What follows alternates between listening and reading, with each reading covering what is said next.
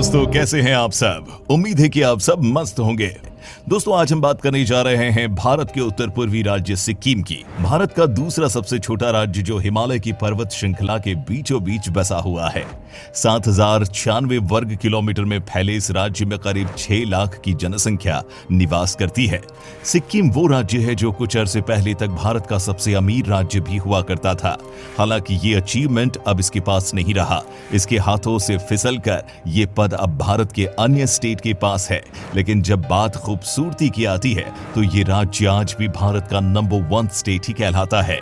यही नहीं, ये इतना खूबसूरत है कि इसे पूर्वोत्तर का स्विट्जरलैंड तक कहा जाता है। दोस्तों, अब सिक्किम का कंपैरिजन स्विट्जरलैंड से हो ही गया है तो आपको ये भी आइडिया लग चुका होगा कि सिक्किम की खूबसूरती किस लेवल की होगी। इसकी नेचुरल ब्यूटी इतनी फेमस है कि केवल भारत देश ही नहीं, दुनिया के कोने कोने से लोग पहाड़ों पर बसे इस राज्य में घूमने सिर्फ इसलिए आते हैं ताकि वे यहाँ के अद्भुत नजारों को अपनी आंखों से देख सके, जिन्हें देखने पर यह एहसास होता है कि मानो स्वर्ग के दर्शन कर लिए हो। स्वर्ग के इस एहसास की सबसे बड़ी वजह है यहाँ मौजूद 18 पर्वत चोटियां, 80 से अधिक हिमनद, 227 झीलें, 5 गर्म झरने और तो और 100 से अधिक नदियां, वो भी मात्र इतने छोटे से इलाके में। वैसे केवल सिक्किम ही नहीं, इस राज्य के लोग, खासकर यहाँ की लड़कियां भी बेहद खूबसूरत होती हैं। इतनी खूबसूरत कि इन्हें देखते ही कोई भी इन पर फिदा हो जाएगा। सिक्किम के लोग जितने खूबसूरत होते हैं उतने ही ज्यादा पढ़े लिखे भी होते हैं, क्योंकि सिक्किम वो राज्य है जहाँ की 90% जनता साक्षर यानी लिटरेट है। ये कितने पढ़े लिखे और समझदार होते हैं इसका पता आपको तब चलेगा जब आप अपने जीवन में कम से कम एक बार इस राज्य की यात्रा पर जाएंगे। दोस्तों, आपको बताना चाहूंगा कि सिक्किम राज्य मात्र 4 जिलों को मिलाकर बना है, जिसकी आधिकारिक राजधानी गंगटोक है। आप सिक्किम के किसी भी गांव, गली या चौराहे पर चले जाइए, यहाँ आने वाला कोई भी सैलानी भगवान स्वरूप होता है, जिसकी सिक्किमी लोग हर संभव मदद करते हैं। अपने राज्य में बाहर से आए लोगों का ऐसा सम्मान करते हैं जैसे भारत देश ही नहीं, दुनिया के किसी भी कोने में देखने को नहीं मिलता। हैरान हुए ना? अगर हाँ, तो आपको बताना चाहूंगा कि ये तो बस एक शुरुआत है। अभी तो ये प्रदेश आपको और भी ज्यादा सरप्राइज करने वाला है। क्या आप यकीन करेंगे कि लगभग 90% साक्षरता वाला ये राज्य कृषि प्रधान राज्य होगा? जी हाँ, ये सच है। यहाँ लगभग हर परिवार किसानी से जुड़ा हुआ है। यहाँ के लोग टेरेस फार्मिंग में माहिर होते हैं। यहाँ के किसान सबसे ज्यादा इलायची की खेती करते हैं। वहीं अन्य फसलों की बात की जाए तो सिक्किम में अदरक, संतरा, सेब, चाय का उत्पादन भी बड़ी मात्रा में होता है। सिक्किम वो प्रदेश है जहाँ के लोकल लोग एक अलग ही देश के मूल निवासी हैं, और वो कुछ इस तरह कि यहाँ आने वाले अधिकतर लोग नेपाली मूल के हैं, जिनकी संख्या सबसे ज्यादा है। वहीं यहाँ बोली जाने वाली भाषाएं किसी को भी हैरान कर सकती है। वो इसलिए क्योंकि इतने छोटे से प्रदेश में 11 भाषाएं ऐसी हैं जो आधिकारिक रूप से यहाँ बोली जाती है, जिसमें नेपाली, सिक्किमी, हिंदी व लेप्चा सबसे महत्वपूर्ण है। सिक्किम की खूबसूरती में 4 चांद लगाने के लिए यहाँ मौजूद है पक्षियों की 552 प्रजातियां। इनमें से कुछ पक्षी तो ऐसे भी हैं जो केवल सिक्किम की धरती पर ही मौजूद हैं और वहां के आसमान में उड़ते हैं, जैसे हिमालय गिद्ध, वो पक्षी जिसकी अपनी एक अनोखी पहचान है। सिक्किम की नेचुरल ब्यूटी यहीं खत्म नहीं होती, बल्कि इसका एक और नमूना है यहाँ पाए जाने वाले फूल और पौधे। क्या आपको पता है कि इस छोटे से राज्य में करीब 5000 फूलों और पौधों की वैरायटीज पाई जाती है। इनमें से 500 प्रकार के तो केवल आर्किड फूल हैं, जो आपको केवल सिक्किम की धरती पर ही देखने को मिलेंगे। वैसे सिक्किम में आर्किड फूल का क्या महत्व है, वो इस तथ्य से ही समझ जाएंगे कि इस प्रदेश का आधिकारिक फूल ही आर्किड ही एक प्रजाति है। नाम है डेंड्रोबियम नोबाइल। केवल फूल पौधे ही नहीं, ये प्रदेश यहाँ मौजूद हर तरह तरह के जीवों के लिए भी दुनिया भर में जाना जाता है। स्वच्छता के प्रति सिक्किम इतना गंभीर है कि इसकी राजधानी गंगटोक देश के मोस्ट क्लीनेस्ट शहरों में से एक है। यही नहीं, साल 2010 में सिक्किम को सबसे स्वच्छ राज्य के रूप में भी चुना गया। दोस्तों, इंटरेस्टिंग फैक्ट यह है कि जब सिक्किम को ये अवार्ड मिला तो इसके पीछे का कारण जानकर सब हैरान रह गए। कारण था कलेक्टिव रिस्पॉन्सिबिलिटी। दोस्तों, सिक्किम में साफ सफाई किसी खास वर्ग के जिम्मे नहीं होती, यहाँ इसे सबकी जिम्मेदारी समझा जाता है। सिक्किम सिक्किमी लोग अपने आसपास सफाई कायम रखने का हर संभव प्रयास करते हैं। केवल साफ सफाई ही नहीं, धार्मिक सौहार्द कायम रखने के लिए भी ये राज्य सबसे आगे है। वो इसलिए क्योंकि यहाँ मंदिर, मस्जिद, चर्च और गुरुद्वारों की देखरेख के लिए एक डेडिकेटेड मंत्रालय है, जो लगभग यहाँ मौजूद 200 से अधिक धार्मिक स्थलों के रखरखाव और उनकी निगरानी करता है। वैसे तो सिक्किम में दिवाली और दशहरा मुख्य त्योहार है, लेकिन यहाँ ताइबेतियन न्यू ईयर भी बड़े ही धूमधाम से मनाया जाता है।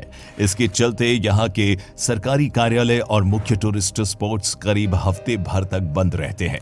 यहाँ मौजूद 5 से ज्यादा गर्म पानी के झरनों में नहाना भी सिक्किम के पर्यटनों का अहम हिस्सा है। आज हर साल हजारों की संख्या में आने वाले टूरिस्ट के बीच सिक्किम के प्रति दिलचस्पी की सबसे बड़ी वजह यहाँ मौजूद गर्म पानी के झरने ही है, और वो इसलिए क्योंकि सिक्किम में हमेशा ही तापमान काफी कम रहता है।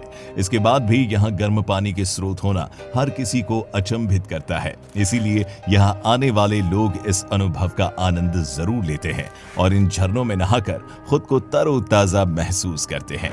भारत की सबसे ऊंची और दुनिया की तीसरी सबसे ऊंची पहाड़ी कंचनजंगा, जिसकी हाइट 18,156 फुट है, वो सिक्किम प्रदेश का ही गौरव है। इसे राज्य का दर्जा साल 1975 में मिला, जबकि इससे पहले तक ये भारत के संरक्षक के रूप में जाना जाता था, जहां पर कभी चोंग्याल का शासन चलता था। लेकिन 5 अप्रैल साल 1975 के दिन 5000 भारतीय सैनिकों ने चोंग्याल के महल पर धावा बोल दिया और मात्र आधे घंटे चलने वाले इस ऑपरेशन के दम पर महल के साथ सिक्किम को अपने कब्जे में ले लिया। ये विलय इतना आसान नहीं था, क्योंकि चाइना इसका कड़ा विरोध कर रहा था, लेकिन भारत इसके बाद भी झुका नहीं और अपनी सेना के दम पर सिक्किम को भारत का हिस्सा बना लिया। दोस्तों, ये भारतीय इतिहास का एक अहम और ऐतिहासिक फैसला, जो अगर घटित ना हुआ होता तो आज शायद सिक्किम भारत का हिस्सा ही ना होता। जानकार मानते हैं कि चाइना हमेशा से ही सिक्किम पर कब्जा करना चाहता था, लेकिन भारत ने ऐसी चाल चली कि चाइना को मुंह खानी पड़ी। दोस्तों, इंडियन आर्मी का ये जोश अगर आपके दिल को छू गया है तो वीडियो को अपना एक लाइक जरूर दें। धार्मिक परिप्रेक्ष्य की बात करें तो अन्य धर्मों के साथ साथ यहाँ बौद्ध धर्म का प्रभाव भी काफी ज्यादा है, जिसका मुख्य कारण है तिब्बत और भूटान से सटी सीमाएं, जहाँ मुख्य रूप से बौद्ध धर्म का प्रभाव सबसे ज्यादा है। जिस तरह गंगा को भारत की सबसे पवित्र नदी का स्थान प्राप्त है, ठीक इसी तरह सिक्किम राज्य में बहने वाली भूमचू नदी को पवित्र नदी का दर्जा हासिल है। लोगों को पवित्र करने के लिए भूमचू का जल इस्तेमाल किया जाता है। ऐसा करने के लिए तशिदिंग बौद्ध मठ वो चिन्हित स्थान है जहां लोगों को पवित्र किया जाता है। ये यहाँ की एक सबसे पुरानी परंपराओं में से एक है। सिक्किम के लोग एक खास तरह की मदिरा का सेवन करते हैं, जिसे सिक्किमी भाषा में चांग कहते हैं। वो शराब जिसे बांस की मदद से बनाया जाता है। बौद्ध धर्म की तरह हिंदू धर्म का प्रभाव भी सिक्किम में सबसे ज्यादा है। इसका जीता जागता सबूत है सिद्धेश्वर धाम। ये धाम भगवान शिव के 12 ज्योतिर्लिंगों में से एक है। सोलोफोक पहाड़ी पर स्थित ये वो मंदिर है जहां शिव की 108 फीट लंबी प्रतिमा लगी हुई है, जिसके दर्शन को यहां हर साल हजारों की संख्या में शिव भक्त आते हैं। सिद्धेश्वर धाम आज सिक्किम का प्रमुख पर्यटन केंद्र है। घूमने फिरने के बाद अब जरा कुछ खाना शाना भी हो जाए। आपको बताना चाहूंगा कि जिस तरह खाने पीने के मामले में पंजाबी मशहूर है, सिक्किम के लोग भी किसी से कम नहीं है। सिक्किम में खाए जाने वाले सबसे खूबसूरत और मशहूर व्यंजनों की बात की जाए तो थुक्पा, गयाखो, तेंथुक, फकशपा और खाप से वो खाने हैं जिन्हें देखते ही एक सिक्किमी तो खुद पर काबू ही नहीं कर पाता। साथ ही इन्हें देखकर आपके मुंह में भी पानी आ जाएगा। ये डिशेस इतनी स्वादिष्ट होती हैं कि कोई भी इन्हें खाने से खुद को रोक नहीं सकता। जिस तरह नेपाल, तिब्बत और भूटान से बॉर्डर शेयर करने के चलते सिक्किम के कल्चर पर इनका प्रभाव दिखाई देता है, ठीक उसी तरह सिक्किम के खाने भी इन्हीं देशों से प्रभावित है। गंगटोक के अलावा मंगन, गुरुडोंगार झील, लाचुंग गांव, थुमथांग घाटी, माउंट कताओ सिक्किम में मौजूद ये वो स्पॉट्स हैं जो घूमने लायक सबसे उचित स्थान है। इसके अलावा यहाँ मौजूद बाबा हरभजन सिंह का मंदिर वो जगह है जहाँ बाबर से आने वाले सैलानी सबसे ज्यादा होते हैं। दोस्तों, सिक्किम में यूं तो हजारों की संख्या में मंदिर व मठ मौजूद हैं, पर सिक्किम में अगर किसी व्यक्ति विशेष की पूजा होती है तो वो है शहीद बाबा हरभजन। सिक्किम की धरती और वहां के लोग बाबा हरभजन का बहुत सम्मान करते हैं। यही नहीं, बाबा हरभजन को नाथुला के हीरो के नाम से भी जाना जाता है। कहा जाता है कि बाबा ने अपनी जान की बाजी लगाकर चीनी सैनिकों को रोक कर रखा, सिर्फ इसलिए ताकि उनके देश की सीमा सुरक्षित रह सके, जिसके चलते वे वीर गति को प्राप्त हुए। आज इनके सम्मान में समूचा सिक्किम झुकता है और उनकी पूजा भी करता है। आपने डैनी डेंजप्पा का नाम तो सुना ही होगा। जी हाँ, सही अनुमान लगाया आपने। बॉलीवुड इंडस्ट्री के धाकड़ विलन डैनी, जिन्होंने अपने दमदार अभिनय से 150 से ज्यादा फिल्मों में काम किया और समूचे भारत का दिल जीत लिया, वो डैनी सिक्किम से ही आते हैं। पारंपरिक कलाओं और हस्तशिल्प के मामले में भी सिक्किम की अपनी खास जगह है। यहाँ बनने वाली ऊनी कार्पेट्स और ब्लैंकेट अपनी विशिष्ट डिजाइन और पारंपरिक सिक्किमी मूल भाव की वजह से आज दुनिया भर में प्रसिद्ध है। इसके अलावा कॉटन के कैनवास पर बनने वाली पेंटिंग, जिसे डंग काज कहते हैं, ये सिक्किम में पाई जाने वाली वो अद्भुत चीज है जिसकी दुनिया फैन है। तो दोस्तों, ये थे सिक्किम राज्य से जुड़े कुछ अद्भुत और अनोखे फैक्ट्स। उम्मीद करता हूँ कि आपको ये पसंद आए होंगे। अगर हाँ, तो वीडियो को लाइक करें और इसे अपने दोस्तों से भी शेयर करें। वीडियो को अंत तक देखने के लिए आपका धन्यवाद।